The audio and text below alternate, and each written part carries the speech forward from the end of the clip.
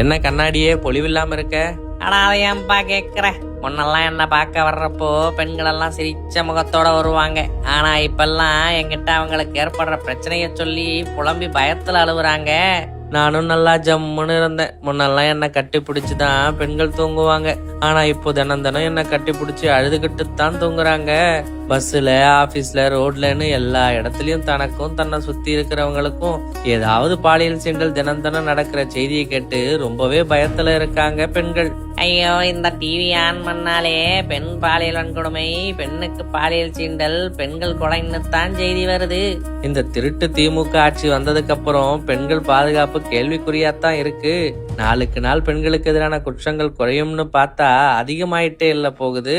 பெண்களுக்கு எதிரான குற்றங்களுக்கு எந்த ஆக்ஷன் எடுக்காத இந்த விளங்காத அரசால தப்பு பண்றவங்க துணிஞ்சே பண்ணிக்கிட்டு இருக்காங்க.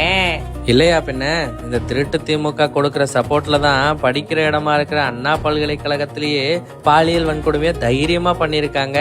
போலீஸும் எந்த நடவடிக்கை எடுக்கிறது இல்ல.